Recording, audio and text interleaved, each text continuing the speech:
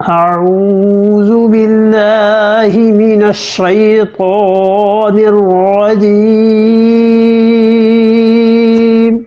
بسم الله الرحمن الرحيم ودوا لو تكفرون كما كفروا فتكونون سواء فلا تتخذوا منهم أولياء حتى يهاجروا في سبيل الله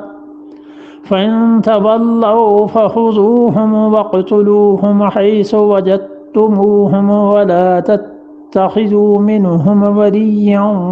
ولا نصيرا ودو وہ تمنا کرتے ہیں لو تکفرون کہ تم بھی کفر کرو کما کفرو جیسے کہ انہوں نے خود کفر کیا.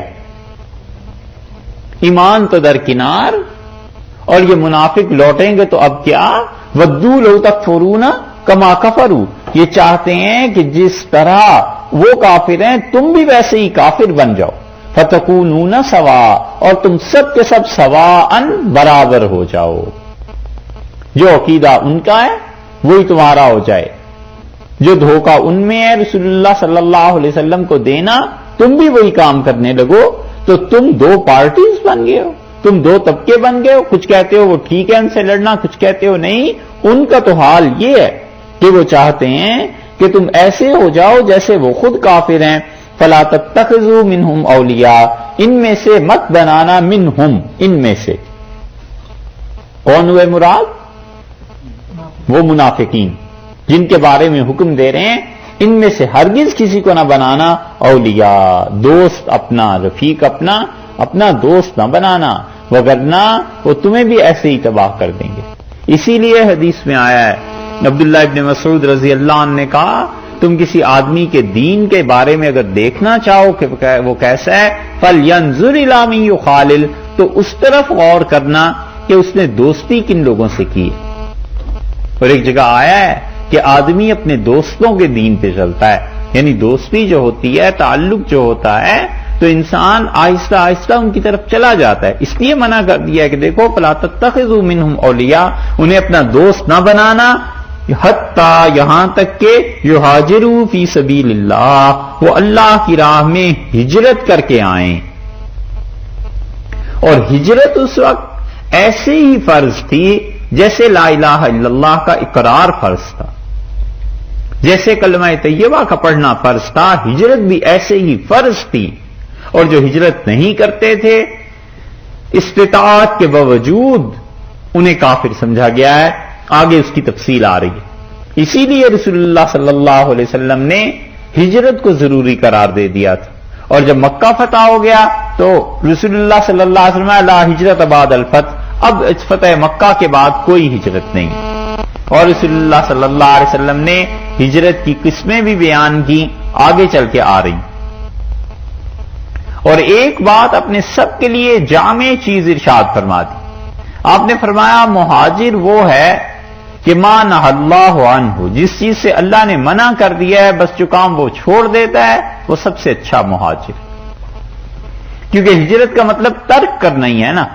تو ارشاد فرمایا کہ جو کوئی ان کاموں کو چھوڑ دے, ترک کر دے جن کاموں سے اللہ نے روک دیا ہے, منع کر دیا ہے, تو بس وہ پھر سب سے اچھا مہاجر. اور ہجرت اس کے فضائل آگے جو چیزیں آ رہی ہیں 4 آیات میں اللہ نے مسلسل ان کا تذکرہ کیا ہے. اس لیے یہاں پر فرمایا ہے کہ مدینہ منورہ آئے, اسلام قبول کیا اور واپس چلے گئے مکہ اور ہجرت نہیں کی. یہاں تک کہ وہ ہجرت کر کے آئیں تو پھر ان کا اسلام پکا ہے.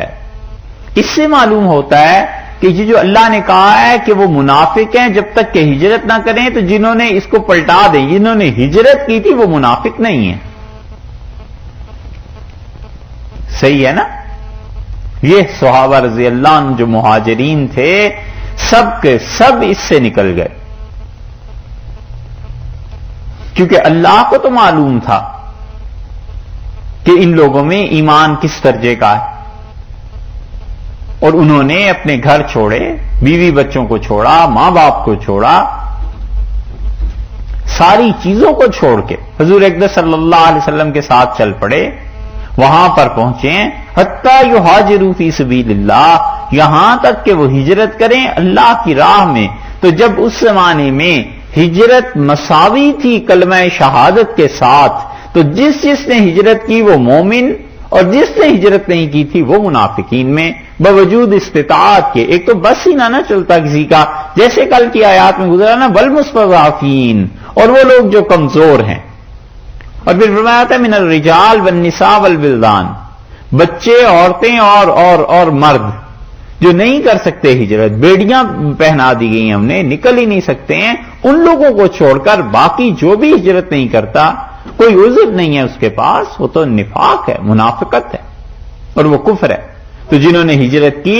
سارے مہاجرین صحابہ رضی اللہ عنہم کو اس کے مقابلے میں بات ہو گئی کہ وہ لوگ مومن ہیں اور ان کی دوستی ہونی چاہیے، اور پھر جو ان کی دشمنی کرے گا وہ پھر انہی کے ساتھ مل گیا نا، منافقین کے ساتھ۔ فَإِن تَوَلَّوْا، اور اگر وہ قبول نہ کریں اس بات کو، ہجرت نہ کریں، اور فَإِن تَوَلَّوْا، وہ لوٹ کر نہ آئیں، اور اگر وہ ایمان اور ہجرت، یہ دونوں چیزیں، تولو کا مطلب ہے کہ وہ نہ قبول کریں ایک ایمان کو اور ایک ہجرت کو، دونوں چیزوں کو، فَخُذُوهُمْ، تو انہیں پکڑو، وَاقْتُلُوهُمْ، اور انہیں قتل کرو، حَيْثُ وَجَدتُّمُوهُمْ، تم انہیں جہاں کہیں بھی پاؤ تم انہیں قتل کر دینا، مدینہ منورہ کے قریب مل جائیں، راستے میں مل جائیں، ان سب کو پکڑو اور قتل کر دو۔ یہ حکم عام کافروں کے لیے نہیں دیا، سمجھ رہے ہیں آپ؟ اس لیے بعض مسلمان جو صرف آیت کے اتنے ٹکڑے کو لے لیتے ہیں کہ اللہ نے کافروں کے بارے میں کہا کہ وَاقْتُلُوهُمْ حَيْثُ وَجَدتُّمُوهُمْ، اور تم ان کافروں کو قتل کرنا جہاں بھی تم انہیں پاؤ، یہ بات درست نہیں۔ جہاد کے جتنے داعی ہیں نا، یہ قرآن پاک کی چھوٹی چھوٹی آیات لکھ کے بتا دیتے ہیں کہ اللہ نے یہ کہا ہے، اللہ نے یہ کہا ہے، اور اس کو سیاق و سباق سے کاٹ لیتے ہیں۔ سمجھنا چاہیے کہ اللہ نے کن کے بارے میں کہا ہے۔ یہاں پہ اللہ تعالیٰ نے فرمایا ہے کہ فَإِن تَوَلَّوْا، اگر وہ منہ پھیر لیں ایمان سے اور ہجرت سے، تو ہجرت تو اب فرض رہی نہیں، اب بھی فرض ہو سکتی ہے لیکن اس کے مخصوص حالات ہیں جو آگے آ رہے ہیں، وگرنہ عام مسلمانوں پہ ہجرت فرض نہیں رہی۔ تو لے دے کے ایک ایمان رہ گیا، تو ایمان اگر وہ نہیں لاتے، کیوں نہیں لاتے، یہ ساری مباحث الگ ہیں، حربی کافر ہے یا غیر حربی ہے دیکھنا پڑے گا۔ اگر حربی کافر ہے تو پھر تو اسے مارنا ہے، اور اگر وہ جنگ کے لیے آئے ہی نہیں ہے کافر، وہ لڑتا ہی نہیں ہے آپ سے، کیوں گئی اسے مارنا ہے۔ فَإِن تَوَلَّوْا، اور اگر وہ منہ پھیر لیں، فَخُذُوهُمْ، تو انہیں پکڑو، وَاقْتُلُوهُمْ حَيْثُ وَجَدتُّمُوهُمْ، تو جہاں کہیں وہ مل جائیں تمہیں، تم انہیں پاؤ انہیں قتل کر دینا۔ وَلَا تَتَّخِذُوا مِنْهُمْ وَلِيًّا، اور نہ ان میں سے کسی آدمی کو اپنا دوست بنانا۔ یہ سارے منافق، اگر تم امن کی حالت میں ہو تو بالکل دوست نہ بناؤ، اور اگر تم خوف کی حالت میں ہو تو ان سے مدد مانگنے کبھی نہ جان، ان سے نہ مدد لینی جائز اور نہ ہی ان سے دوستی جائز، اور ان میں سے کسی کو اپنا دوست نہ بنانا، ولا نصیرا، اور نہ ہی کوئی اپنا مددگار بنانا، یعنی یہ نہ سمجھنا کہ یہ لوگ تمہارے مدد کریں گے جب تک تم میں نہ آئیں، تب تک انہیں اپنے برے بھلے کسی چیز میں شریک نہ کرنا، اور لڑائی ہو جائے تو مت بچنے دو، مت جانے دو، انہیں بھی مارو، کافروں کے دوست ہیں، مکہ میں جا کر ان کے ساتھ رہ رہے ہیں، ایمان کو چھوڑ کے ارتداد اختیار کر لیا ہے، اور بجائے ہجرت کو چھوڑنے کے وہاں رہائش کافروں میں جا کے اختیار کر لی ہے۔ انہی دنوں کی احادیث ہیں وہ جو حدیث میں آیا ہے، رسول اللہ صلی اللہ علیہ وسلم فرمایا، میں ہر اس مسلمان سے بیزار ہوں جو کافروں میں جا کر بس جائے۔ سمجھیے اس بات کو، یہ ایسے لوگوں کے لیے حکم ہے۔ اس حدیث کو لوگ یاد کر لیتے ہیں اور سمجھتے نہیں ہیں کہ یہ کس معاملے کے متعلق حکم ہے، اور آ کر ان مسلمانوں کو کہنے لگتے ہیں جو یورپ امریکہ میں آ کے بس گئے ہیں، انہیں کہتے ہیں جی حدیث میں آیا ہے، رسول اللہ صلی اللہ علیہ وسلم فرمایا، میں ہر اس مسلمان سے بیزار ہوں جو کافروں میں جا کے بس جائے۔ ارے بھی وہ کون سا مسلمان، وہ تو منافق مسلمان کے متعلق کہا ہے۔ اگر یہ حدیث اتنی عام ہوتی جتنی یہ لوگ بتاتے ہیں کہ بس حدیث دیکھ لو اس پہ عمل کرنا شروع کر دو، تو سارے صحابہ رضی اللہ عنہم جو ایک ایک گھر دو دو گھر کافروں کی بستیوں میں جا کر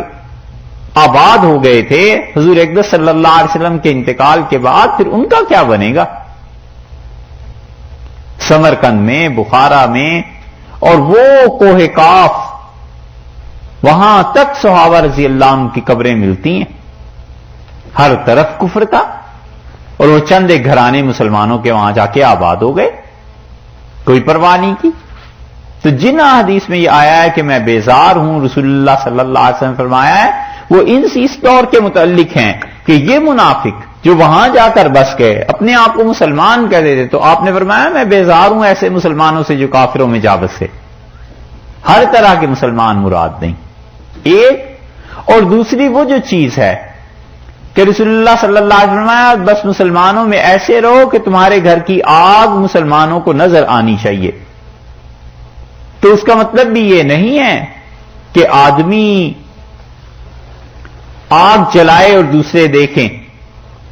اور یا یہ کہ اتنے قرب کے ایسے فاصلوں پہ، مطلب رسول اللہ صلی اللہ علیہ وسلم کا یہ ہے کہ تمہیں ایمان کی چیزوں میں مدد مل جائے گی، اس لیے بہتر ہے کہ مناسب فاصلے پہ ایک دوسرے سے رہو،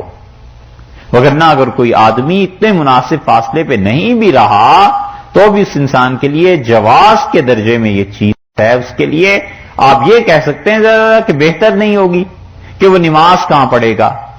وہ مسائل کا کیا کرے گا، وہ کافروں کے درمیان اکیلا بیچارہ کیسے رہے گا، یہ الگ باتیں ہیں، لیکن سرے سے یہ کہنا کہ مسلمانوں کے لیے یہ جائز ہی نہیں ہے کہ یورپ میں یا کسی کافروں کے ملک میں جا کر رہیں، یہ بس وہی کہہ سکتے ہیں جو صرف حدیث پڑھ لیتے ہیں اور یہ نہیں سمجھتے کہ کس دور کی بات ہے، یا وہ کہہ سکتے ہیں جن کو خود ویزا نہیں ملا۔ ہاں، انہیں ایسی حدیثیں بہت یاد ہوتی ہیں۔ ترمذی کی روایت ہے کہ رسول اللہ صلی اللہ علیہ وسلم میں بیزار ہوں اس مسلمان سے جو کافروں کے ملک میں جا کر بسے۔ تو سوچنا چاہیے کہ جتنے پہلے دور کے مسلمان ہندوستان آئے تھے، حضور اقدس صلی اللہ علیہ وسلم سب سے ہی بیزار ہوں گے نا، کیونکہ وہ بھی تو کسی زمانے میں آئے ہی تھے علیہ باللہ۔ تو اس لیے اللہ تعالی نے فرمایا ہے کہ وہ جو وہاں جا کر بس گئے ہیں اور نہ انہوں نے ہجرت کی ہے اور نہ ہی وہ آ کے مسلمانوں سے ملے ہیں اور جا کر ایمان کی بجائے ارتداد میں ہی ہیں، وہ مت انہیں اپنا دوست بناؤ۔